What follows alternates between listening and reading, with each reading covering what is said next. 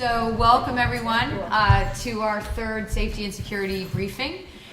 We are together at the Providence campus, and I'm happy to see the attendees in the room. I'm especially happy to welcome a student, so I will encourage you, Nicole, to bring your questions forward. I thought what I would do to begin is just provide a very brief overview of how we'll run the hour we have together, make a couple of framing remarks, and then turn it over to Sean and Tim, and then move then into questions.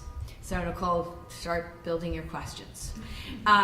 So when I think about the two frames I wanted to share with this campus and all of our campuses for today's conversation, I want to start with this. When I arrived at the college over a year and a half ago, I had a lot of questions about how we approached making sure that our campuses were safe and secure. And we have gone forward to embark on, I think, a very intentional process to ensure that we are well informed and well trained to respond to an emergency and be ready for it. So you'll see when we move momentarily to subsequent slides, I'll walk us through the steps we've taken to ensure that we are, and then be ready to respond to your questions. So, the first frame would just be, it has been a top priority of my office to really focus on preparing this institution in the event of an emergency, in order to be ready for it, in order to respond effectively. And the second frame I would give, given that I am joined today by Captain Collins and Captain Poulin, is what I know to be true about this college and what must continue to always be true. And that is every officer at this college comes into this institution with a commitment to community policing. And when I think about what that means, and I look at some of the members in this audience, what community policing means is very simple. It's a commitment to understanding who is our community. It means investing time in getting to know our community, getting to know our students, getting to know our faculty, getting to know our staff. And I wanted to begin just by sharing two stories that I have experienced just in the last several weeks at the Warwick campus. The first one is, I happened to come out of the Office of Academic Affairs on the 4th floor, and there was one of our officers clearly in this protective posture. And I didn't know I was there, and I went up to him and simply said, "How's your afternoon going, and why are you here?" And he went on to relate a story that involved the possibility that one of our students had suffered some form of harassment. And as we were sort of gathering together and folks were responding to that, he was standing right in the area of the classroom so that he could ensure this student's safety. And what struck me about it was how no one else was watching. He didn't have a supervisor there. He was just there. And what he was bringing to that was just such a clear commitment to taking care of our students, and in this case, to taking care of the community. The second example I would offer is another one of our officers approached me maybe 10 days ago and said, "We have this really remarkable Promise student. She's brand new. She's at the Warwick campus. She's coming to the Warwick campus with an aide. She has some significant physical disabilities, and she's just an extraordinary young woman, and I hope you'll get to meet her." And shortly thereafter, the officer brought this young woman to my office, and I had the opportunity to meet her, to learn about the 5 classes that she was taking, and to really see the intelligence and just the potential that is within this student. And I think my takeaway from that second encounter is much like the first. The deep commitment of this particular officer to ensuring that this student felt welcomed, to ensuring that she felt like she was part of our community, and to, in fact, really focusing on what her ability was. right? Less about the disability, much more about what her ability was and what her potential was. And that's what led. So I can say I personally see on a daily basis our police stepping forward and really building the kinds of relationships that I expect and that I think make CCRI such a supportive place to come to work. So for me, those are the frames. And what I'd like to do now is just walk us through the first slide, show you what we're going to talk about today, and then turn it over to Sean. So we're going to talk about communication and training. When we move to the next slide, I'll talk about the training that we have already invested in and sort of project forward the training that will go on as we move forward through this school year and subsequent years. I want to talk briefly about some organizational changes that are taking place right now within campus police. The first is Dale Weatherall is retiring at the end of the year. He is currently out on medical leave. So we have asked Sean Collins to step in as our interim director of campus police. We will post that role and will be leading a search process to replace Dale, and in the meantime have great confidence in Sean's stewardship. Our own Bill Furland, who has been managing campus police ably, as many of you know, has spent many years at this college supporting our IT efforts. We have an enormous amount of work in that area of the college and not enough resources there. So Bill has agreed to join Tony's team and to support the work that is underway there, and will be moving into that role shortly. So that is it on the organizational changes. When we talk about improvements in college police, I'm really going to ask that both Tim and Sean lead that discussion. They have been leading that work, and I want them to share with you the efforts that have been underway and will continue to be underway. The only comment I would make is investing in professional development, I think, is critical. It's true of every part of our college. It is also true of our campus police. So they are leading that work in partnership with our officers. There is a facilities improvement that is underway at the Warwick campus. And that is, I love walking into the Lincoln campus and I love walking into the Newport campus, because you walk in and it's, you have a greeting committee. You have the officers right there. I see them all day long, welcoming visitors, welcoming students and faculty and staff. I want that feel more present at the Warwick campus. So for those of you who are familiar with the Warwick campus, the campus police is located on the ground floor of our building, tucked away. I want them more available. I want the kind of work that I described at the beginning. I want everyone to see that. So the plan that was in place as early as 2014 is finally being realized, which is exciting. And the goal is to move, and the intent is to move campus police up to a more visible position within the college on the second floor, directly outside the bookstore. So I know I'm at the Providence campus, but I wanted to share that with all of you because I'm excited about that change. There will continue to be some work that goes on in the ground floor office. Sean can speak to that if any of you have questions, but that is work that is coming, and we will see that as part of our ongoing work renewal. Okay, so let's talk about the focus that we have given to this work so far.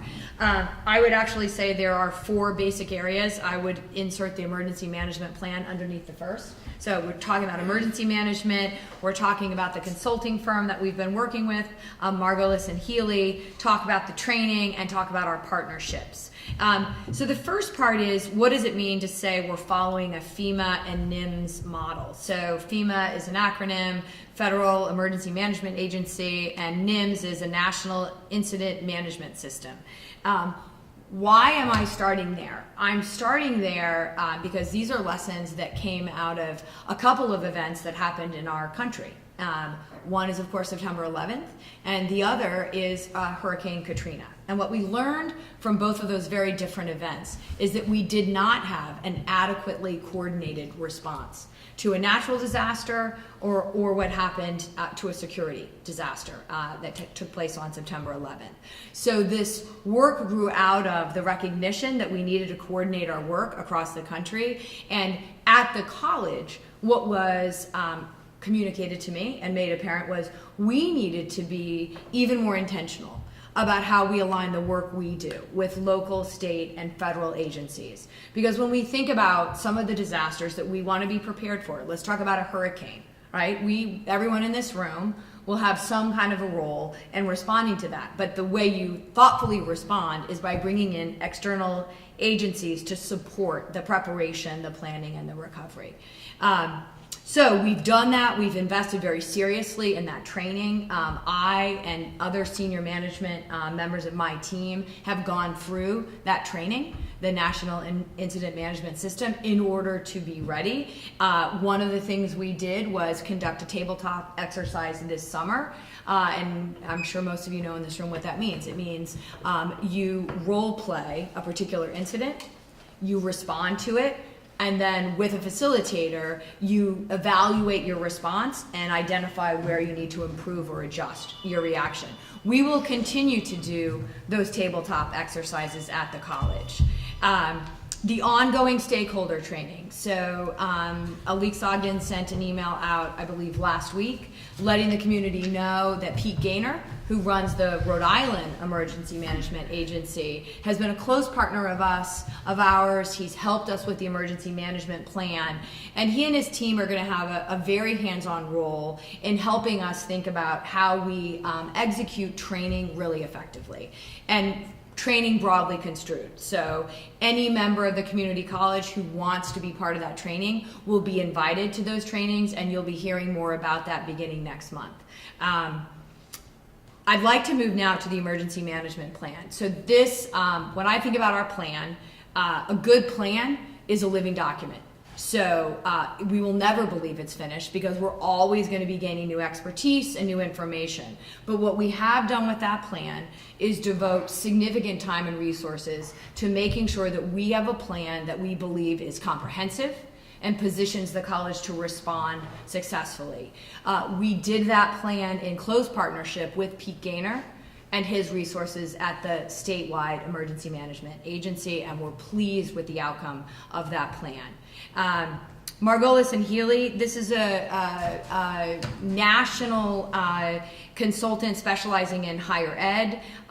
We had a relationship with them previously, and they really focus on preparing higher ed institutions for safety, security, and regulatory compliance.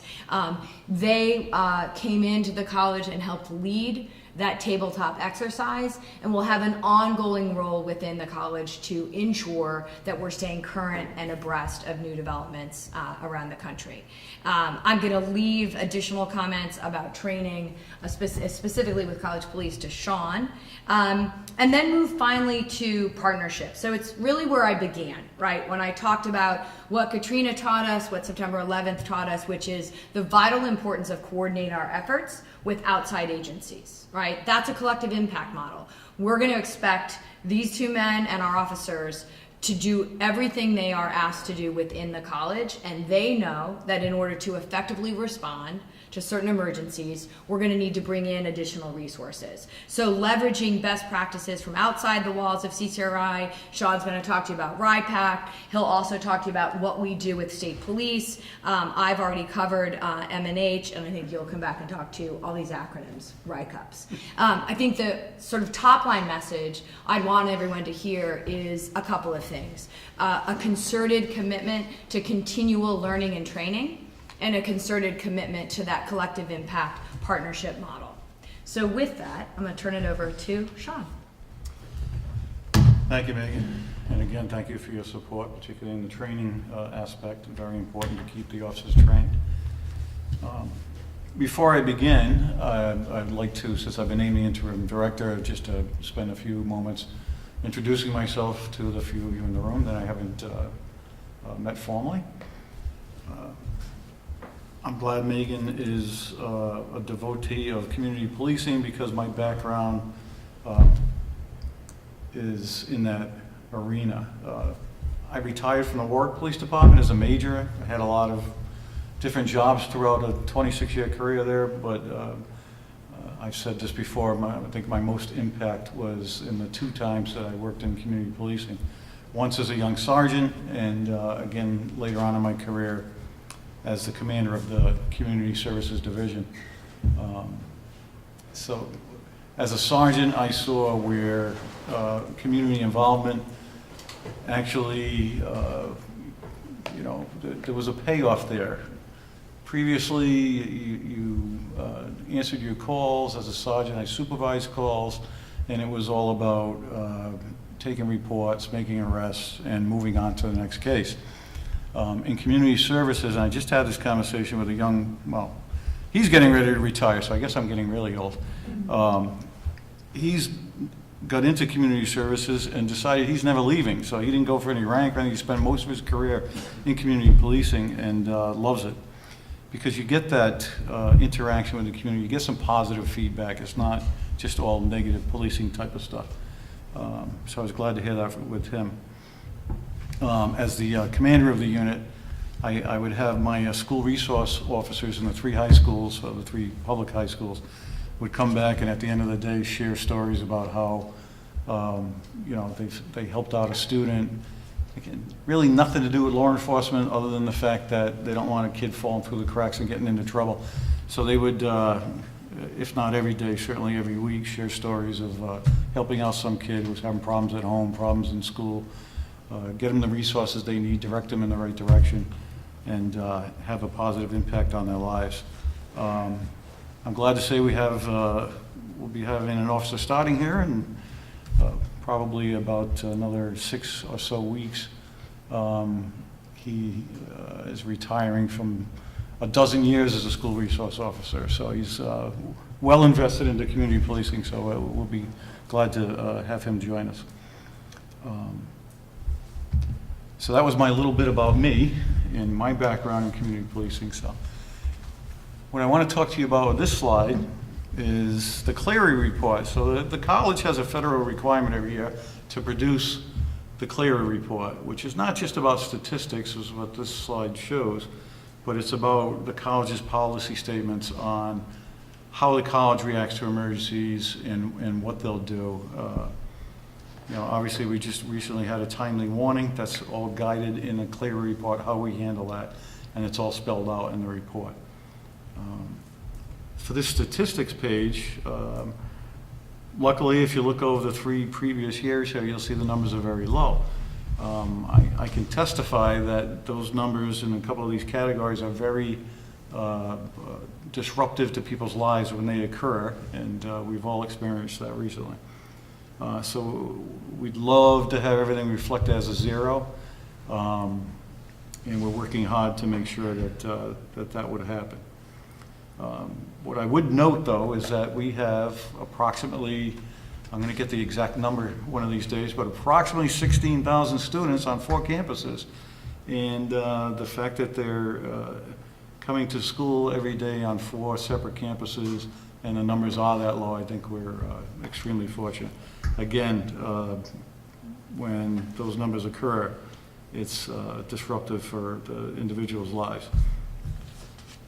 So one of the projects we're working on for the police department is accreditation, right? The college is accredited. Rhode Island, through the Police Chiefs Association in 2012, established the Rhode Island Police Accreditation Commission. And we decided about 6 months ago that we were going to seek accreditation through RIPEC. RIPEC mimics the national standards through CALIA. Some of you may have heard of CALIA. Where I come from in Warwick, we were a CALIA accredited institution for the last 15 years. At the patrol level, the sergeant level, you don't necessarily realize the impact as you go through the ranks and you see how it affects the organization. You realize that accreditation is fantastic. It facilitates professional excellence because you're constantly reevaluating where you are. You're reevaluating your policies. Every policy gets reviewed on a scheduled basis. New policies come out as needed if something occurs. There's some change which happens rapidly nowadays, either a technological change, some departments are adopting technology like body cameras. We had never had them before, so obviously before you can implement anything like that, you would have a policy and some training. So it's an excellent tool, and URI and Rhode Island College are also seeking accreditation. There's even some of the private institutions are seeking accreditation, even though they're not, well, Brown has a full-fledged police department. But some of the others that have just security, there's accreditation for security, and they're seeking that as well. The other thing about accreditation is that, you know, the president was talking about emergency management. Part of accreditation is integrating the police into the emergency management plan and having policies in place. And probably the biggest thing from someone sitting in the audience's perspective is there's accountability, right? So when you go for accreditation, the community has a say. There's at least one public hearing, or you can phone in to the accreditors and the assessors and talk about the department and you give your opinion and where you think its strengths are, where you think its weaknesses are. So it's really being responsive to the public and in the best interest of community police.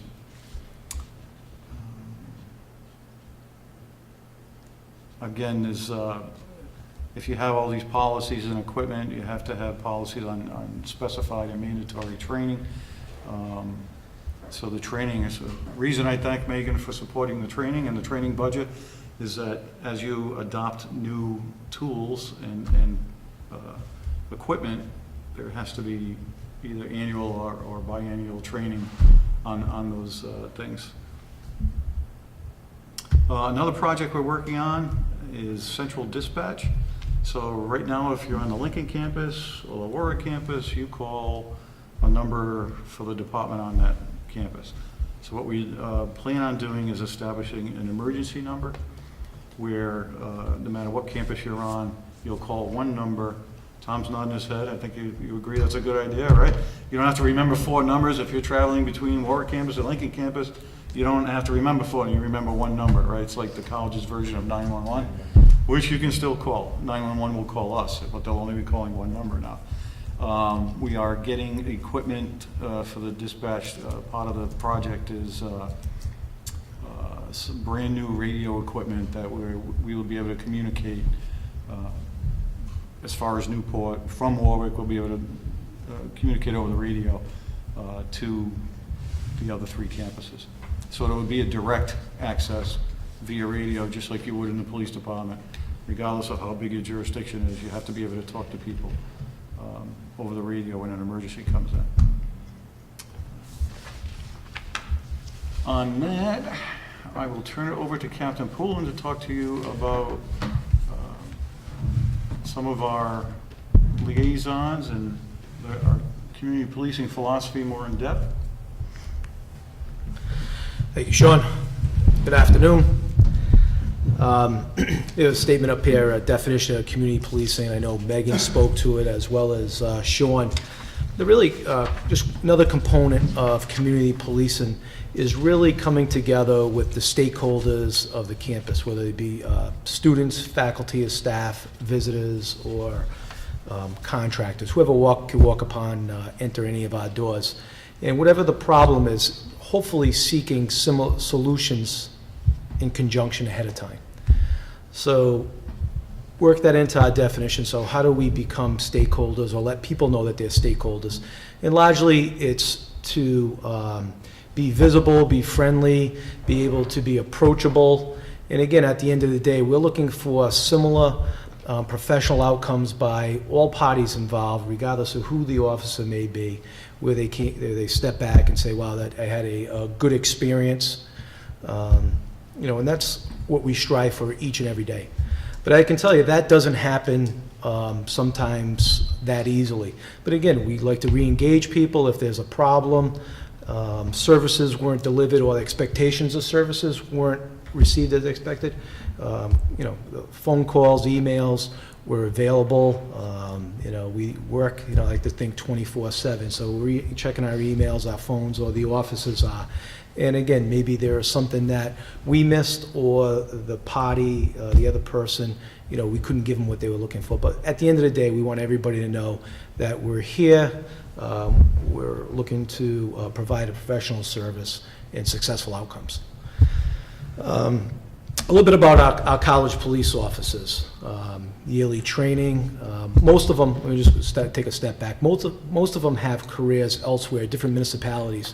So when they come here, they already have a wealth of experience that we're gleaning, we benefit by having these officers, these seasoned professional officers. The yearly training, or some of the trainings that we have, is mental health first aid. Recently, Department of Higher Education last year, they mandated 8 hours. All of our officers, as well as the officers at the other state institutions of Rhode Island College and University of Rhode Island, attended, actually the trainings were in conjunction, so in the same room, the officers were coming together, which was actually good to see, sharing of information, services, and building the network on the professional level. Again, Narcan is, we've been trained in it, we carry it, we've provided it. CPR, AED, we have training in hate crimes. We're also CSAs, which is Campus Security Authorities. Additionally, throughout the year, there could be events that come up, and we'll have specific training to that. Shortly after the Boston Marathon bombing, we brought in resident expert, gave training to all our people on IEDs or bombs. We recorded it. As our new officers come on, we'll show them that training, what they look for, what their role would be. And again, when we talk about community policing and part work, but usually, everyone wants to have their own compartment, knowing what they do. But in cases like that, the training will reveal that maybe faculty and staff may play a small role in the event there was a suspicion of a bomb or a threat. You may have to search your own office, because no one knows better what's in that office than those people that work there, daily. Some of the other training that we also receive and provide: sexual assault investigation, autism, and the law enforcement response to it. And again, within our community, we do have people that have that, and it's great to know that we can help them and assist them, and again, looking for successful professional outcomes. Gang recognition is another one, as well as extreme citizens or sovereign training. So they're well-rounded. This is just some of them that we give, but again, we're looking for our officers at the end of the day to be the best trained, most professional college police officers in the state. Before you move on to, I just want to mention, Tim was talking about Narcan and the training. We just adopted that in the last year, and this weekend we just had our third, in conjunction with Warwick Rescue, our third use of Narcan between us and Warwick Fire. So there are people, they weren't related to the college, but there are people that enter our campuses that we're finding a need for that training. Thank you, Sean. So, college police. We do not operate in a vacuum. We're not an island unto ourselves. Certainly, we depend upon municipalities or state government, to include local municipalities which our campuses reside, work well with Lincoln, Providence, Warwick, and Newport police departments. Also, Rhode Island State Police. And again, sharing of information, resources. Some of the other agencies that we work with, we're a membership, in the event you didn't know, there's a collective group of public and private higher education. It's called RICUPS. That acronym stands for the Rhode Island College and University Police and Public Safety. So that's a correlation of whether your state colleges, from Brown, RISD, Salve, Regina, to all of them. And again, we get together monthly, we share resources, information. It really is a good professional pool for us to draw down from in the event that we have some type of topic or trend in front of us. Also, the Rhode Island Chiefs of Police, Rhode Island EMA. Also, lastly, we have a joint task force. We have a member of the FBI assigned to higher education, so regional or as frequently as needed, bulletins are coming out to law enforcement, what we need to know, what they're seeing at the higher institution, higher education levels. So again, College Police, CCRI, we look forward to our doors are open for all these partnerships because, at the end of the day, we don't operate alone and we need everybody to share information to make us the good, strong institution that we are. Thank you. Perfect. So before moving us to questions, I think I'll take us back to where we started. So just really underscoring that commitment to community policing and really underscoring this idea that preparedness is always ongoing. So we will always be doing this work together. I would encourage those of you who came today to share with your colleagues that we will be doing one more of these live, and that's tomorrow in Newport. So if folks from Providence are able to attend that, I would encourage them. I also would ask that you share that all of these are being videoed and are online. So if people were unable to attend, encouraging them to watch those. And then finally, to just keep your eyes out for the email that will be sent, the communication that will be sent about the training that will move forward next month. So, with that, I guess I would ask, please, we'll take questions now. We'll have a conversation now. As further questions arise, I really encourage you to bring those forward, to bring them to these leaders. And I have, great confidence that together we can continue to move this college forward. So I really appreciate everyone coming, and let's open it up for questions. Please, Ellen. Hi, I have a couple of things. One, there was a miscommunication somehow for faculty and staff on this campus that one of the reasons is not many people here is because we didn't know about this at all. So I'm not sure how that happened or where it happened, but that's, I think, one of the reasons that there's not more people here. I mean, I just heard about it from security at noontime today, and I was like, and we spread the word as much as we could, but Sure. Somewhere there was a miscommunication on that. And I think another, doesn't really work this way, but I think because, at least on this campus, people feel really safe because of our security. So I think, when people saw that there was going to be a security meeting, which was confused that it was the same as this, people were like, oh, we're safe anyway. So, which is to the credit of the security on our campus, is that people feel really safe here. And as far as the Warwick, I think it's great that it's going onto the second floor. But I've taught, nights in Warwick, and I know a lot of people who teach at Warwick. A lot of times people feel like if security could patrol upstairs on the sixth floor, it would be really nice, because that's where you really feel like, if something happened up here, I'm all by myself. And I know sometimes they do, but a lot of the adjuncts in particular always say, I feel like there's no security on the sixth floor. If I needed somebody, I wouldn't know even how to find them. They're so far down from us. So great input, Ellen, and I'm going to turn it over to Sean, I think, because you're stationed at Warwick, to really respond to how we think about the sixth floor, and also, I think, just to take the feedback and to really think about how we adjust our practice, or at least communicate deliberately to all of our faculty and staff about that sixth floor coverage. I think it's interesting because I've only been here not quite a year and a half, and I'm going through some old documents, and there was some memorandum discussing how we didn't want people around the classroom areas patrolling. So I think it's interesting how the culture has shifted, and now, assuming you're speaking for a large group of your colleagues, we try and patrol everywhere. I just got this question recently about the parking lot in Warwick. I mean, Warwick is a little different than everywhere else. It's big. And I used to get this when I was on the Warwick Police Department. I never see a patrolman. Well, I guarantee you they're out there. They're out there. Maybe when you look out your window, you don't see them, but they're out there and they're patrolling. And although we're lucky where a lot doesn't happen, there's a lot that we do that is not directly crime related. And like today, there was, we were helping students out in the office, and that ties the guys up. But that's our mission, right? To help the students. I think it's a good. I think it's a balance. I also think it's just a great question to bring forward and to bring a group of faculty because together. I know on this campus a lot of times there's somebody that stands upstairs, and it's really nice to be able to walk down the hall and go, hi, or if I know if I need somebody, they're gonna be right there. I can just run out of my classroom and go, I need you. Awesome. I try and walk the 6th floor at least once a day, kill 2 birds with 1 stone, get out, see people, and walk. And so, yeah, It's good. You and I think advancing that question and thinking about a thoughtful way to engage the faculty makes a lot of sense. Yep, makes a lot of sense. Thank you, Ellen. All right, so Nicole, I'm not going to put you on the spot. So if you don't have a question yet, it's fine. Fantastic.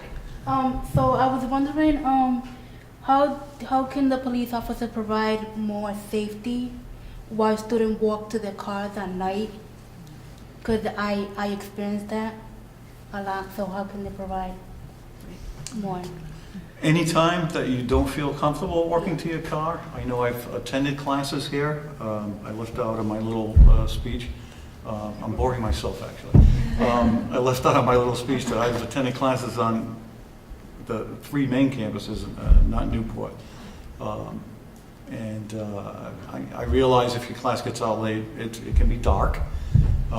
So anytime you're uncomfortable, if you would like an escort to your car, obviously there's not, if an officer is busy doing something else, we ask that you please be patient with us and until he can be cleared up to do that for you. But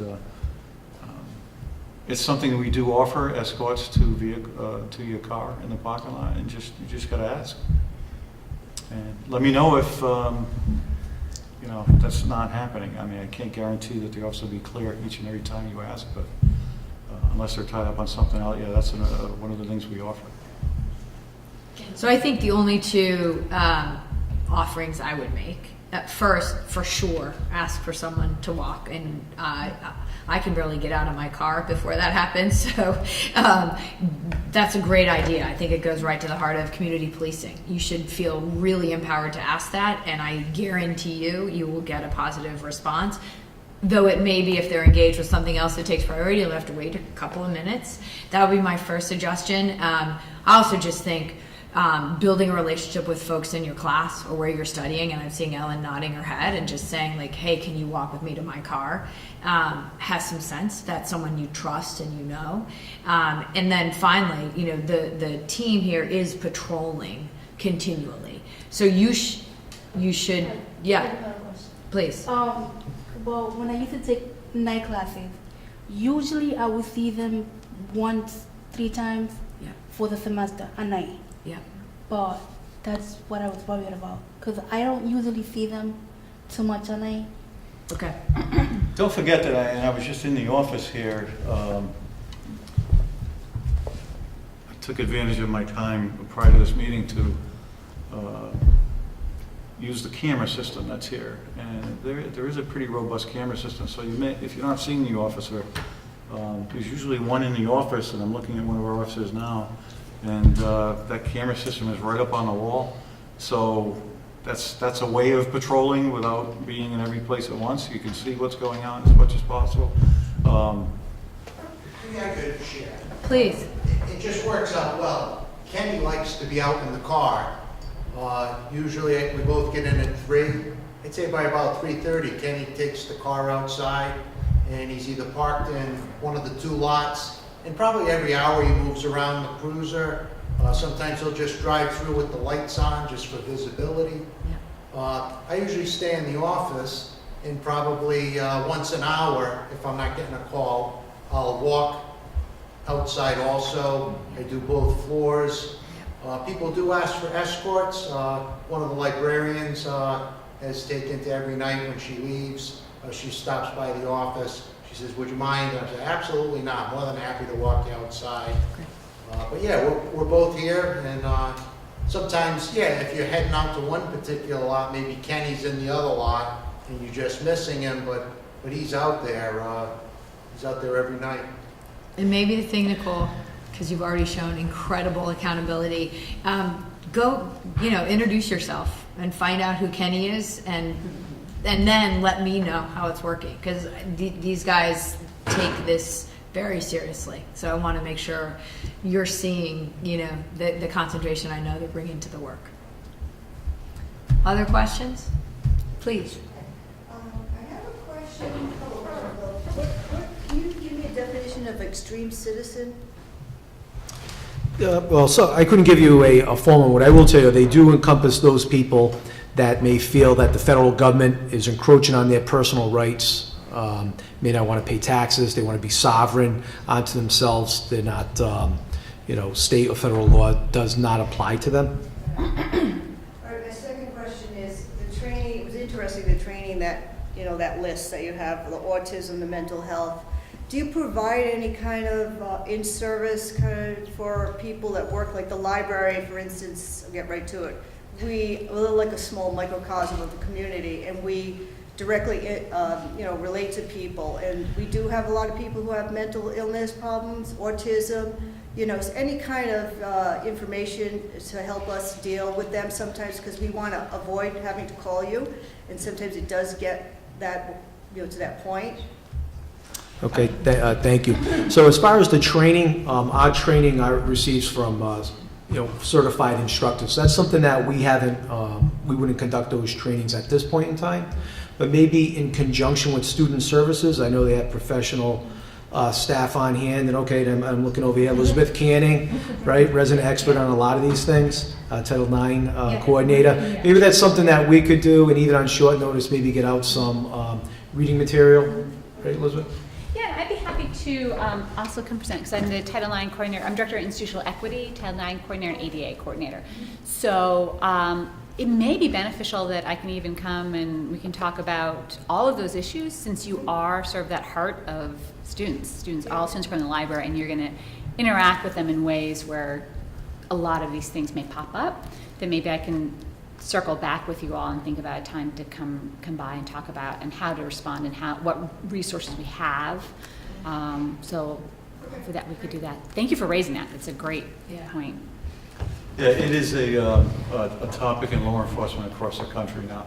And I'm going to brag a little bit, because one of my former colleagues, Captain Joe Coffey, is the one who pioneered that program with behavioral mental health people in the state. And he's flying all over the country teaching that. It's a topic near and dear to his heart due to a family member. And just a point of interest, that chart you had from 2014 to 16, if you look at it, they're backwards. Like everything that's checked in with numbers on 2014, there isn't any in 2015 and 16, and vice versa. So I'm just wondering if you have any kind of thoughts on that. On why some years is... Well, if you look at it, everything that has a 0 in 2015, just about 16, has a number for 2014. So I'm just wondering was there any more policing, any kind of indicators for any kind of change? Because if you look at it, there was... No, again, the numbers are so small that it could have been, I think it would be hard to say that It's hard that's to say, statistically yeah. significant. I think it's a really interesting observation. I don't know if you have a reaction, but the data set is so small that I would find it difficult to draw a meaningful conclusion from it. Yeah, each year's different. I agree, it's sort of small, and it could just be literally, that's all that happened. I would say in large numbers you may go to, was there a change in education or something, but it's such a small number that, no, I agree. As we are approaching our time, are there any other questions or feedback from what we've talked about? Nicole, you know what you're going to do? You know your assignment? Yeah. You can follow this guy. don't follow them, just...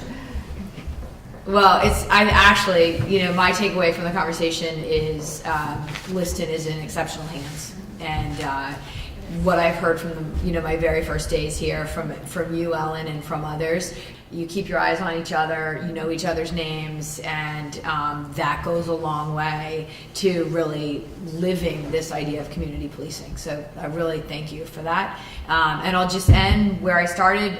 Please encourage folks to come to Newport tomorrow, watch the videos if they're unable to join us, and then look forward to November as we roll out these future trainings. So thanks everybody for making time in your day. Really appreciate it. Thank you.